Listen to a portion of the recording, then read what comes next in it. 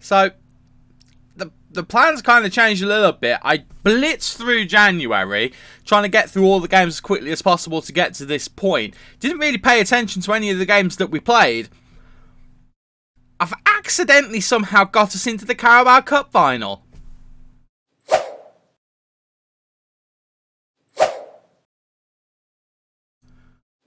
Hey guys, how you doing? Welcome to episode 11 of Let's Go Villa on FM22. I'm Stu. Thank you for joining me in today's video where we've got a random cup final.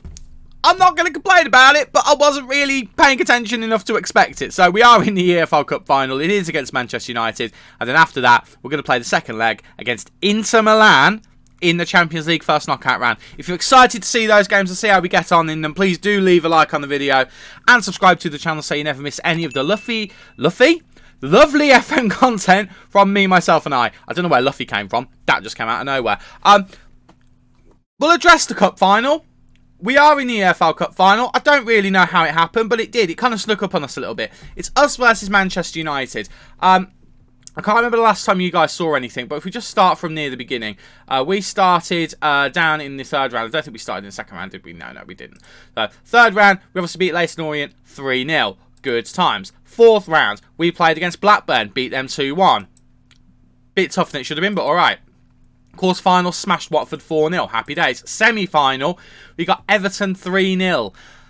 We've had an easy run. Now, I understand 2 cup finals in 2 years for Aston Villa seems a little bit unrealistic. When you look at that run to the final, it's not that unrealistic, actually. If Villa got that run in real life, you'd expect them to get to the final. We've been really, really lucky. We've missed all the big teams. It does now mean that we've got one of the big teams to play. And it is going to be Manchester United in the final at Wembley. Ollie Watkins, by the way, second top goal scorer in the competition. Good on you, Ollie. Good on you. So that's one thing. But since you were last with us as well, form-wise, it's been a little bit up and down. It's not been too bad. Obviously, you were with us at the Porto game. We then beat Burnley and lost against Brentford. The Brentford game was a horrible one. I was happy when this was over. We just could not get anything going. Our defence was absolutely shocking. We played Nick Pope in this game. Nick Pope has kind of... I mean, he was our backup goalkeeper anyway, but he's not been good. He's really not been that good for us. So we kind of binned him off. And then we lost against Wolves as well. And this is where I was really starting to get a little bit concerned. Paulo Maffeo's influence on the team. Everyone was on... Their morale was like on the mid-level, slightly lower. It was not good at all. So he came back from his injury. We did what we needed to do to get rid of him. And we have now moved him on, I can reveal. So it was around this period here. It was on the 11th. So the 11th was the day of the quarter-final against Watford where we pumped them 4-0. So a good result on the day that we finally got our man gone. Disappeared from the club. Paulo Maffeo, £18 million. I'd have liked more for him. He's worth up to 20. Actually, value-wise, we've done all right, actually. But we did make a little bit of a profit. Only a couple of million. Just under a couple of million. But he's gone to Tottenham, annoyingly. He's doing all right so far. A little bit frustrating. Only ever played 3 times for us in the league. Played a couple of times in the cup as well. Mainly because of injury, but also because we fell out with him. But happy to see the back of him. We did stick the boot in when we had the option to make parting comments to him. I did basically turn around and say you were really unprofessional, and he didn't like that. So, yeah, his morale's really low still, but he is having a good time at Tottenham. Maybe he just wasn't the right fit for us, but as a result of that, we had a vacancy at right back, and we signed the obvious one, Max Aarons. Max Aarons is an obvious transfer to make, but I actually think he's going to be a player who's going to stick around for a while. Even if he's not always going to be our first choice, we might upgrade over the top of him, but I think this is one of our forever right backs here, and I think he is a very, very good player. Defensively, relatively solid as well. Good tackling, good marking. His positioning is not too bad. Offensively, could be a little bit better. His crossing's definitely leaving a little to be desired. He's not got any assists yet, but he has played all right. He's got a 7 rating so far. I'll take that. I'll take that all day long. Paid a little bit more than I would like to have paid for him. £27 million. Again, we're trying to make sure everything's up front so we don't add to the transfer debt. But that was a good deal. We then, if I move the camera back over, sold Boubacar Kamara. Now, 2 reasons why I did this. Number 1, really, really needed the money at the time. Number 2, I did not want to see him become another Paulo Maffeo where he gets upset because he's asked for something and it's not happened. There's a chance he would have dropped everything and we would have kept him and we would have had that wonderful potential that he's got for years to come. I kind of just thought, what's the point? I genuinely did. And also, something else was in the back of my mind, which I'll move on to in a moment. I just thought, what's the point? Let's just get rid of him. Let's cash in on him. I didn't get anywhere near as much money as I would have liked to. £18.25 million. In real life, obviously, it doesn't show a fee here. I think Villa got him on a free contract, so happy days. Definitely made a profit on him. But, yeah, we've just cashed in on him. His value is actually only around what we sold him for as well, so actually I'm pretty happy with that. But the main reason we did this is because I decided to make a slight tactical change, and that is moving a position of a player, and that's Christopher Ajer. We've actually moved him to the defensive midfield position. He's playing as a halfback there, and he's done alright there, to be fair. A little bit up and down, but he's settling into a new position. But on the whole, he's done pretty well there, and he's looked pretty solid. He's helped defend the back four quite a bit since he's gone there. I'm pretty happy with it. So we ended up having to bring in another central defender, and that is where Victor Lindelof comes in. Now, he's in on loan. There is an option to buy. We're not going to be taking it up. I'm already convinced that we're not going to be taking it up. But in 4 games, he's got a 7.2. He has looked at home in the defence. I already trust him. He looks solid there. I'm happy. So they're the main bits of business that we have done. A couple of youngsters have come into the club as well down here. And then we've also let a few loan players go out as well. So Louis Barry's gone. Aaron Ramsey's gone. They've both gone out on loan. So Rotherham and Blackpool respectively. A couple of the really youngsters have gone out as well. That was my youth manager, that guy. He sorted that out. Youth development, that's the one. I couldn't think of the word there. And Jaden Philogene-Badace, he's gone for, I think, a ridiculous amount of money. 9.25 million to Leeds. He's only 3-star potential. He's 2-star current ability. We were never going to use him. It made sense to let him go. And I mean, he's got a D on his rating for only sign as a last resort. And his transfer value is what we sold him for. So I consider that some really good business in January. And that has meant that the period since the last time you saw us, it looks like this. Obviously, we beat Chelsea and Porto in the last video. We won against Burnley. Good times. Brentford was a struggle. Didn't enjoy this one at all. 2-0. We should not have lost this 2-0. It was a tough one to take. We then had the big international break where the World Cup was. Brazil won, by the way, and England finished 3rd. Good on you, boys. But then this happens. Wolverhampton Wanderers 3-1. It was a tough game. We were thinking we could possibly get back into it when Coutinho got that goal back, but 2 goals in the second half absolutely killed us, and we didn't look good in that game. Eventually, Maffeo leaves. He leaves around the game against Watford. Things do pick up a little bit as well. We beat Man United in the Premier League. Huge game, and we deserved it. We beat Everton 3-0 in the semi-final of the EFL Cup, and again, I was playing that thinking it was a Premier League game. I'll be completely honest with you. Didn't register it as the EFL Cup. It's only when the email came and said you're in the final, I was like, what? So, very happy with that. Didn't do very well against Southampton. Didn't do very well against Arsenal. And I think that's the period where we changed the midfield a little bit. If I look at the transfer date of Lindelof, yeah, deadline day. So it was around after that game that we decided to move things around a little bit. So we moved Christopher Ajer into the defensive midfield position after this game. And it was the right thing to do. Moved him. We beat Brighton 2-0. Not convincing, but it was a decent result. We have the transfer deadline. We then pump Chelsea 3-0. Again, Christopher Ajer, as you can see, in the midfield. Conser and Carlos, the defensive partnership. Chelsea not having a good season whatsoever. Beat Manchester United. Beat Fulham. Beat Brentford. Beat Inter. Beat Southampton. Beat everyone. We're unbeaten in February at the moment. And we've got 1 game left. And it is the EFL Cup final. And this is the 11 that's hopefully going to bring the trophy home. If it doesn't, I'm not going to be mad. I didn't even know we were possibly in the final. It's Martinez in goal. Cash, Conser, Carlos, Bjorkan in defence. Ajer, Gonçalves and Vitinha in the midfield with Buendia, Coutinho and Ings starting up front. A couple of things about the squads. Lindelof and Aarons obviously can't play because one's cup tied, one's playing against his former club. His current parent club, I should say. And the rest of it is just rotation. So Bjorkan is in purely because Lucas Digne has played a lot. I mean, what? Actually. Why is that?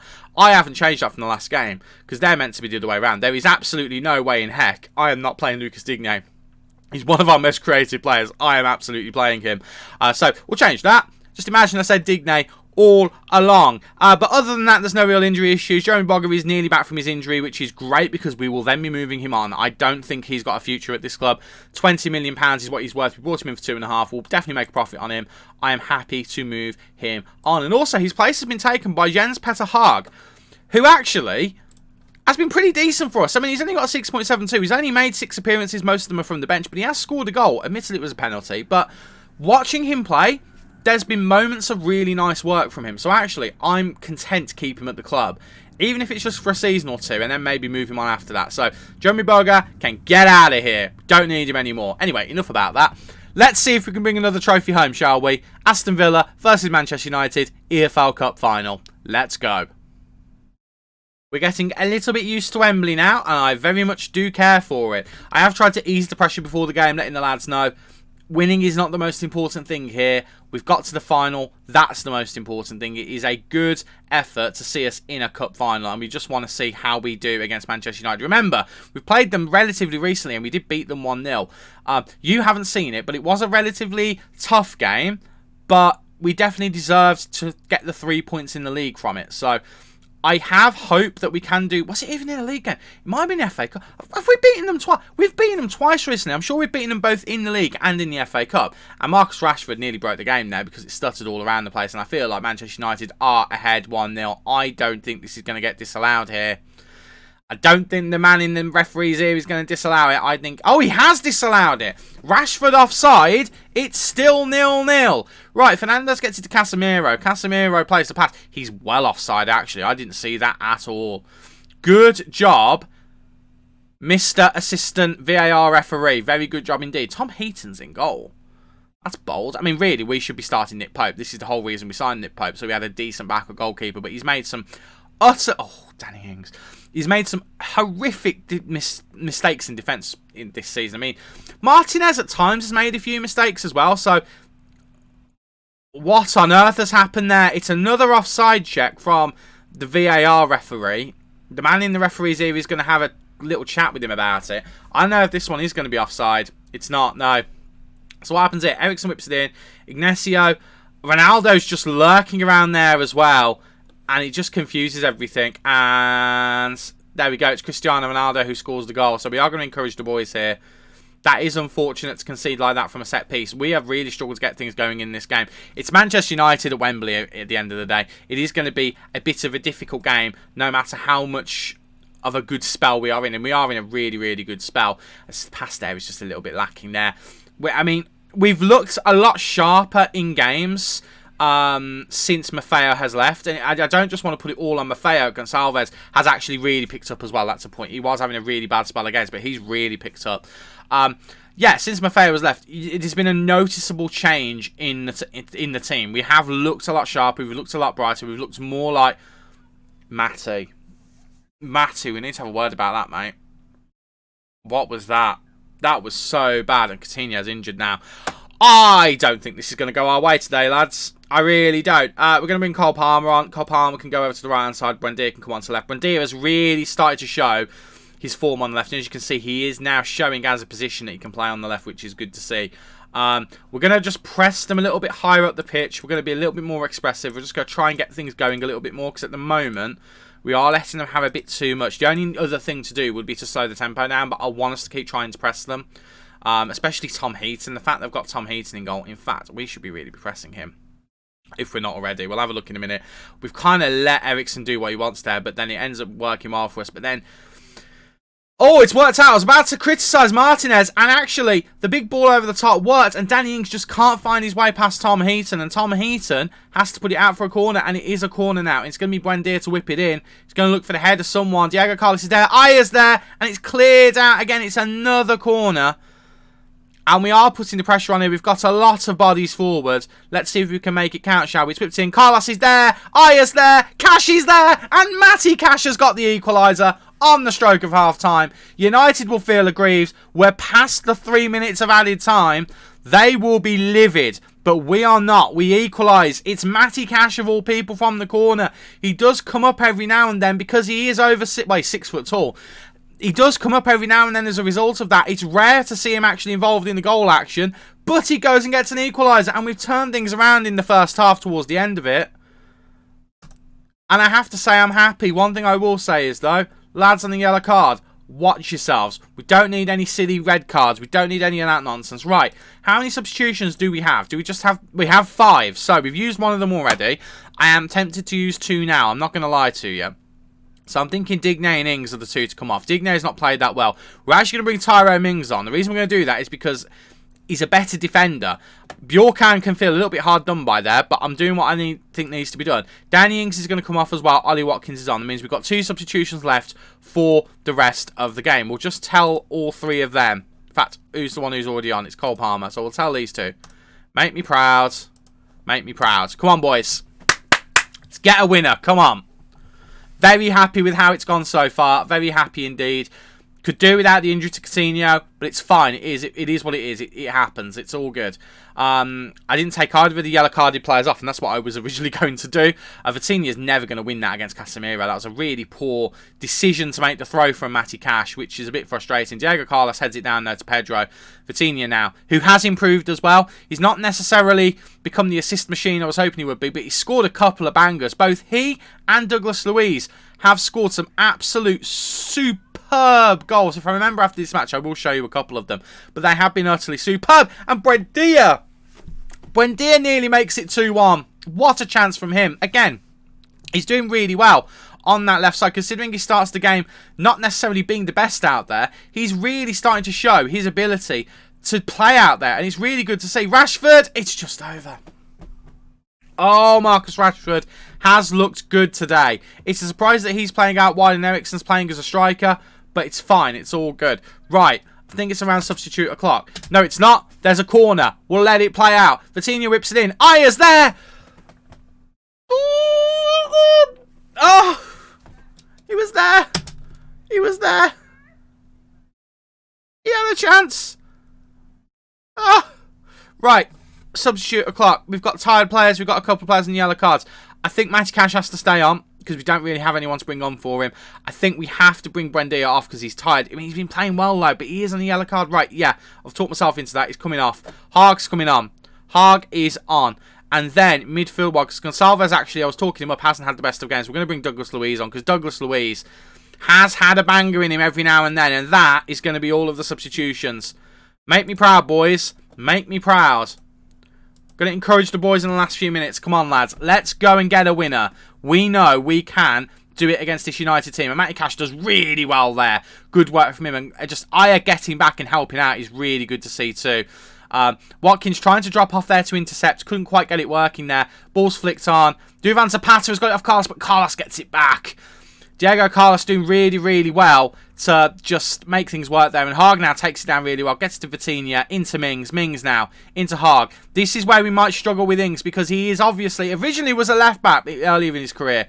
And you can see that with the way he plays in real life. He does like to burst forward, but he's not as creative as someone like a Lucas Digne or a Bjorkan. But he's whipped it in here, and Douglas Luiz might have got the winner. Douglas Luiz might have got the winner. The referee's being checked by the little man in his ear. It's been given. Douglas Luiz might have just come off the bench to score the winner. Haag to Vitinha. Vitinha to Mings. I was criticising his lack of creativity. Puts in a lovely cross. And it is 2-1. My word. My word. Just going to chill here for a second and just let that sink in. Glorious. That was nearly a really bad pass, by the way. But Douglas Luiz finds Ollie Watkins. And Ollie Watkins looking to make it 3. And Tom Heaton manages to make the save. It is going to be a corner. We've come back in this game beautifully. Vitinha now with the corner. Looking to whip it in. Can't find anyone. Ronaldo clears it. But only as far as Ayer. Ayer now back into Diego Carlos. Carlos, big ball to Haag. But the highlight ends, so nothing must have happened. Right. It's a bit early. But we are going to just shift things around tactically. I think. We're going to move... We'll move Douglas Luiz down. I know it's a bit wild considering that he's been the guy who's just done that for us. But we are going to put him down here. In fact, we're going to make him a ball winner. Ball winner. We'll put him on support as well. And then we'll put Vitinha as an advanced playmaker on attack. Get him forward a little bit. We'll just positionally do that. And then we'll wait until now. And then we'll just make things a little bit harder for United. Be a bit more disciplined. We're not going to pass into space. We're just going to keep hold of the ball. We don't really want to do anything with it. We just want to hang on to it. The ball is ours. The ball is ours. And that is ridiculous. We didn't know we had a cup final. We have a cup final. And we've gone and won it. Second trophy in the second season. My word. And it is going to be Christopher Ayer, actually, I think, who's going to lift the trophy. As Tyrone Mings came on as a substitute. But we have won our second trophy to save, the EFL Cup. Wonderful. Wonderful. Trophy number 2. Excellent. And that one's got a bit more significance for me as well, because it's the last trophy that Villa won. Forget the Intertoto Cup, forget the playoff trophy. It's the last major trophy that we won back in 1996. And to me, that holds something special for me as a Villa fan. And when you bear in mind how we started off, they had a disallowed goal, they scored, we lose Coutinho. They were dominating us on the stats, and then at the end of the half, we just turned things around, and in the end, it's the substitutions that pay off. Tyrone Mings on the left, Douglas Luiz in the middle. Tactical genius. What can I say? It's been a while since I've called myself that, but absolute tactical genius. We win the EFL Cup. And now we've just got the little matter of playing Inter Milan in the Champions League. Just to remind you, I think we went over it very, very briefly. We actually beat Inter Milan 4-1 at home. Ridiculous game. We were 3-1 up, actually, before they got a goal. And then Emi Buendia just said, no, sir, no. Coutinho got injured in that one as well, so we do need to check that injury, actually. Let's have a look. Injury to Coutinho at 4 weeks. Reports on Coutinho is an actual performer. Okay, great. So I feel like we leave him to the 4 weeks. We don't need him for Blackburn. Blackburn's in the FA Cup, by the way. We don't need that. The fans have praised us. Does that mean I'm on the favoured personnel? I must be on the favoured personnel, surely. No? I've won us 2 trophies in 2 seasons. How can I not be? Also, look at all of the lovely facilities. Look at all of that. It's beautiful. Chef's kiss. Okay, well, I'm going to play through the next couple of games because we have got a couple of games before the Inter game. It's Blackburn and Sheffield United in the FA Cup and Premier League respective. I'm going to play those, then we'll be back. Hopefully going through in the Champions League, but knowing me, I could go from beating United at Wembley in the Cup final to absolutely ballsing it up in the Champions League. I know I've got that in me, so let's find out whether that happens, shall we? I'll see you in a moment. 2 games later, we are back for the second leg against Inter Milan. Those 2 games against Blackburn and Sheffield United, we have won both of those games. The Blackburn game was a tough one. It took until the 120th minute, which I'm not overly happy with, but we got through it. That's the main thing. They were just stubborn to break down. Fair play to them. They did really, really well, but it was really frustrating, and I thought it was going to penalties. In the end, Buendia got us through. And then Sheffield United, a 3-1 win. Ollie Watkins with a hat-trick. We did use a couple of young players in there as well. Kerr Smith and Alvaro Carrillo. Kerr Smith is a real-life Villa youngster, and Carrillo is someone we signed. I think we signed him last season. I think our Director of Football signed him, I think. Someone signed him for us, and he came in at the beginning of this season. Apologies for the break there. Had a bit of a sneeze. Yeah, so we used a couple of youngsters. After those youngsters came on, and Ndaye did get a consolation goal for Sheffield United, so it is what it is. But none of that is important. What is important? In fact, before we look at that, let's just confirm. Table, we're still 3rd, and we have qualified for the Conference League because we won the Carabao Cup. None of that matters, though. What matters is, it is time for the Inter game, and this is the 11 we're going to be using to go into it. A couple of things we have to bring into attention. Thing number 1 is that there are a number of injuries. Diego Carlos, Coutinho and Hogg all out, so we've only got 3 currently fit central defenders, and we've only got 2 wingers at the moment. Of course, Ollie Watkins can play as a winger, as can Gonçalves, but it's looking a bit thin, so hopefully those players aren't out for too long. But this is going to be the 11. It's Martinez in goal, Aarons, Concert, Mings, Digne in defence, Ayer, Gonçalves and Douglas Luiz in the midfield with Palmer, Buendia and Watkins up front. Ollie Watkins scoring a hat-trick in the last game, tipped him over the edge compared to Danny Ings. He's actually now got more goals for the season than Danny Ings, although he doesn't have as many goal contributions, so it is what it is. Right, let's get to the game, and let's see whether we can capitalise on that 4-1 drubbing we gave them in the first leg. Let's go. We've got it in us to win this one, but Inter Milan are Inter Milan. They're a tough team. They're always going to be a tough team, so we do need to take them for what they are. And I foresee this result not going as well as the first leg did. Remember, it was a 4-1 win for us. We did very well. We played very, very well. I will imagine that they will be more of a challenge this time. I mean, I'm saying all of that, you never know. Maybe, just maybe, we're just better than we think we are. Of course, Oxlade-Chamberlain playing in Inter Milan is a little bit baffling, but he did score for them in the first game, so it isn't something that's completely out of the question. Darmian whips in, looking for Lautaro Martinez, finds him, but Martinez is there to make the save. Martinez to Martinez.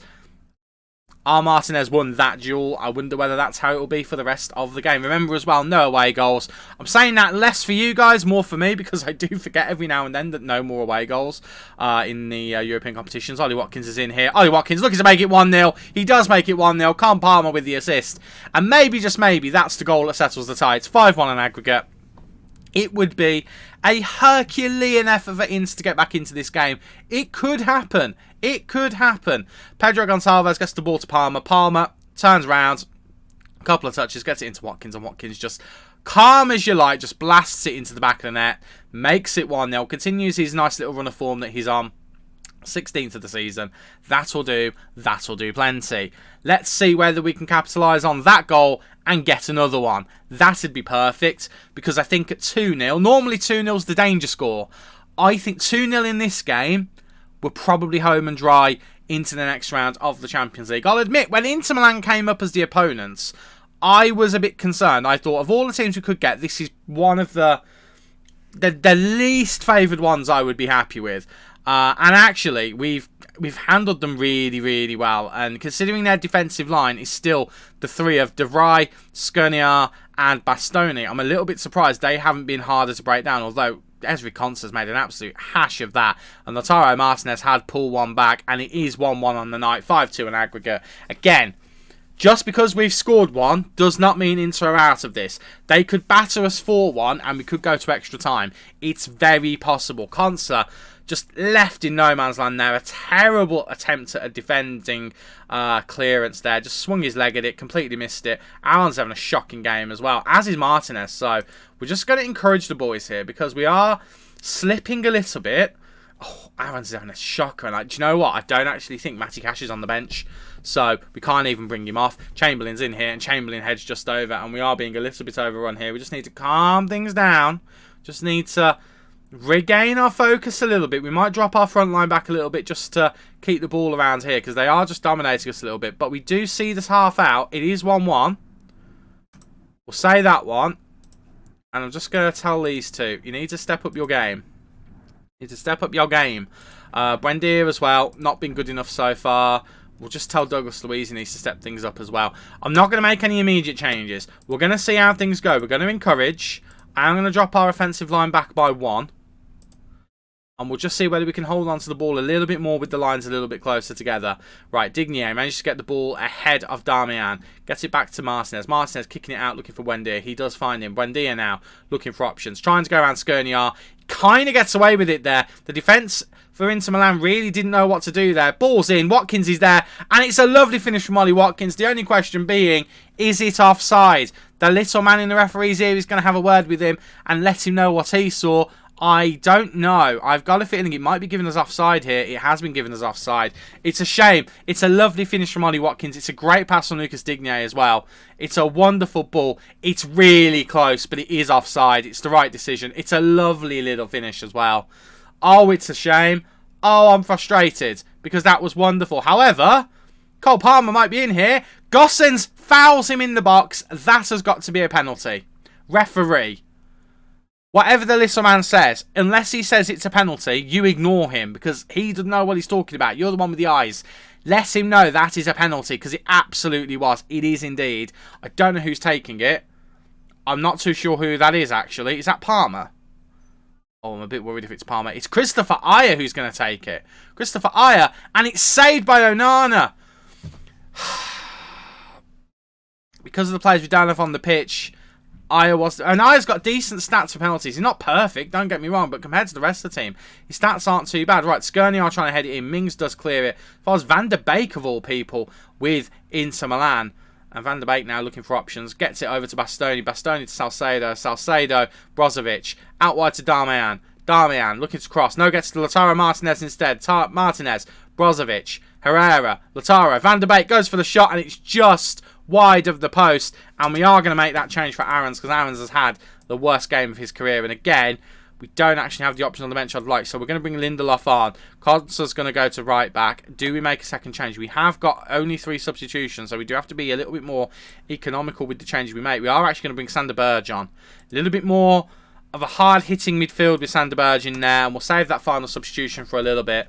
We're going to demand more from the boys because we've not been at our sparkling best in this game, and it has been a bit frustrating. I think I know what our final substitution is going to be as well. We're going to make it now, and it is going to be... Cole Palmer's injured as well. Oh, going to take Buendia off. No, we're going to put Buendia on the right. Cole Palmer's going to come off. It was going to be Buendia who was going to come off. He's going to have to stay on because of that injury. We're going to bring Danny Ings on up front. Ollie Watkins and Danny Ings can work together out there. And Berge, we're actually going to turn into a ball-winning midfielder on support rather than the playmaker. And I actually think we'll turn... No, we'll keep Gonzalez as is. Gonzalez can actually turn into a central midfielder on attack. A bit of buyer's remorse there, but we'll do that. That's how we're going to line up. We're not going to go with the playmaker. We're just going to try and be a little bit harder to beat in that midfield. Watkins out there, offering a bit more of a threat. Ings doing a good job in there, hopefully, as well. Let's just see the game out. 1-1. I mean, the tie at this point is pretty much over. It's all about on the night. And on the night, I would have liked to have gotten the win. I'm not going to complain against the draw against Inter Milan at the San Siro. That is a heck of a result, I think. Right, Goslin's looking for Salcedo. Mings clears it. Only as far as Van der Beek, though.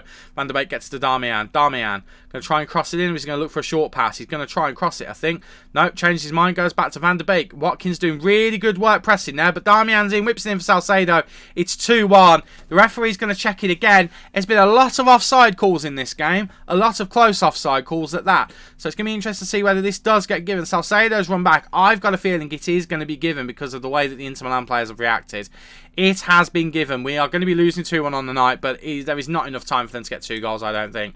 We're just gonna defend a bit more. We're just gonna put these guys back. We're just gonna make sure that they don't give up any more space. I mean, it's a bit disappointing for us to give up the space that we have done. We're gonna have you on support, and in fact, we're gonna have you as an inside forward on support, and we'll just try and see the game out as best as we can. I've left the game running here, which is not the thing that you meant to do, really.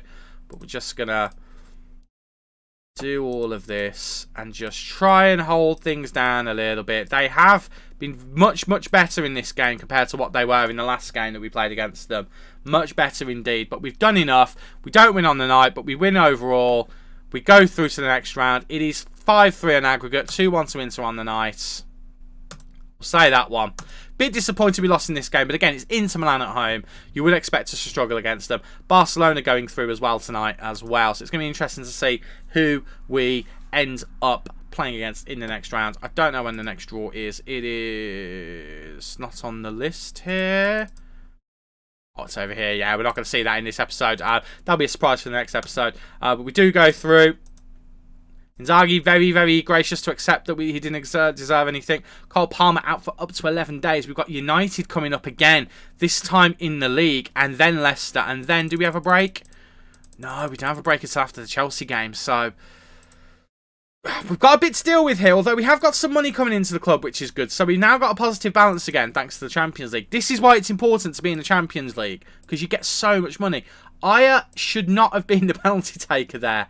I mean, what's the list looking like? He's 4th on the list. Why is he 4th on the list? Because his finishing's a bit better than some of the other players. That's the reason why. But, I mean, we've got 3 of our main penalty takers injured. That's the reason why. But that is it for this episode. We've done what we needed to do. We've got through in the Champions League and we won a trophy.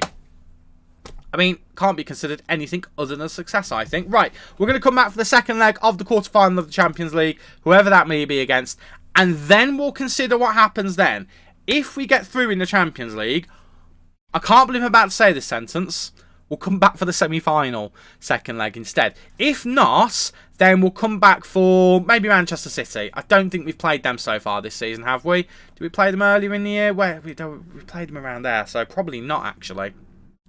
We've done the game here, then we'll have done PSG the first time and then Arsenal probably. Yeah, I don't think we did. So we'll come back for Man City, but if we get through in the Champions League, we'll come back for the second leg of the semi-final. That sounds like the plan to me. Just a quick reminder of how the table is looking as well. 26 games played, 18 wins, 3 draws, 5 losses, 57 points. We're actually only 8 points off the top. Just putting that out there. Next league game is against Manchester United. I would expect we're probably not going to do that well against them. But then I said that in the cup final, we ended up beating them. So, yeah, fingers crossed we keep doing well. Remember, the aim for this season for the board is to finish around here. We're obviously looking around here. And at the moment, we're on course to equal where we finished last season. And I think that would be a good result. Thank you for watching. If you have enjoyed today's episode with a cup final victory, then please do leave a like on the video and subscribe so you never miss any of the lovely Football Manager 22 content and the future FM23 content as well from yours truly. I've been Stubo, you guys have been awesome, and I will see you in the next video. Cheers.